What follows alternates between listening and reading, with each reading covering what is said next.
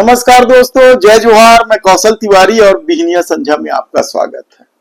छत्तीसगढ़ में बैठी double engine सरकार के लिए क्या मोदी की गारंटी अब गले का फांस बन गई है? क्या मोदी की गारंटी को पूरा करने से सरकार पीछे हट रही है और इसके लिए नए नए उद्यम कर रही है?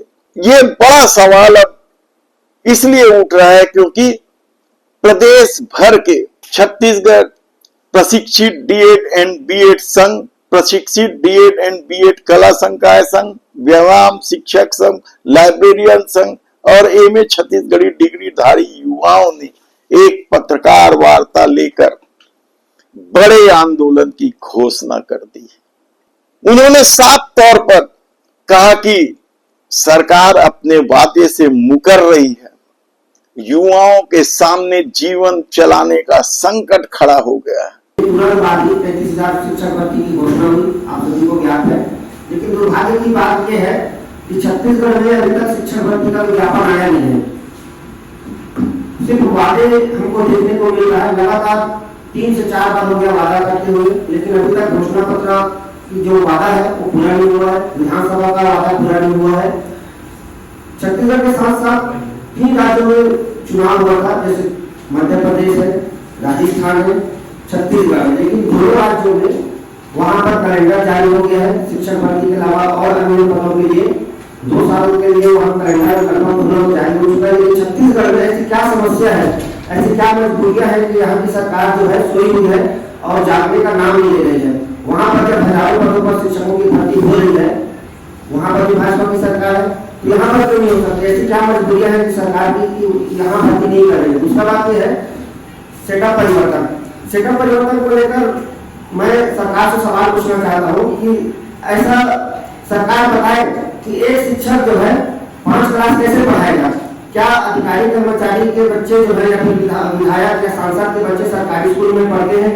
क्या वहाँ की उनको व्यवस्था पता है? किस प्रकार से वहाँ पढ़ाई होगा? और कहा तो यहां तक जा रहा है कि कई युवा फ्रस्ट्रेशन में आ गए हैं सरकार की इस रीति नीति के चलते और वे आत्मघाती जैसे कदम उठाने को मजबूर हो गए हैं। 33,000 शिक्षकों की भर्ती की मांग को लेकर ये तमाम संगठन शहर में बड़े आंदोलन की तैयारी कर रहे हैं। राजधानी रायपुर में 1 हफ्ते का अल्टीमेटम सरकार को दिया गया है। नवाचार करना चाहिए, नई नई चीजें लानी चाहिए और सबसे ऊंची चीज है शिक्षकों की भर्ती करनी चाहिए। क्योंकि अगर मैं एक पालक हूँ, मेरे कुछ बच्चे हैं, मैं अपने बच्चे को सरकारी स्कूल में नहीं भेजता। कारण ये है कि सरकारी स्कूल में एक टीचर है, अब 5 कक्षाएं हैं और एक टीचर है, वो कैसे पढ़ाएगा बच्चों को? कैसे पढ़ाएगा? मैं तो सरकारी स्कूल में पढ़ा हूँ, लेकिन मैं यही सोच के नहीं भेज पाता अपने बच्चे को कि भाई मेरी बच्ची कैसे पढ़ेगी वहां पर। वहां तो एक टीचर है, कक्षाएं 5 है। अगर वो टीचर कक्षा पहली को पढ़ाएगा तो दूसरी, तीसरी, चौथी, पांचवी खाली रहेगा। दूसरी को पढ़ाएगा तो पहली, तीसरी, चौथी, पांचवी खाली रहेगा।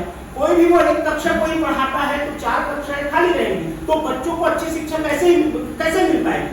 आप सबको पता है छत्तीसगढ़ शिक्षा के क्षेत्र में नीचे से तीसरे नंबर पे आता है, नीचे से तीसरे नंबर पर।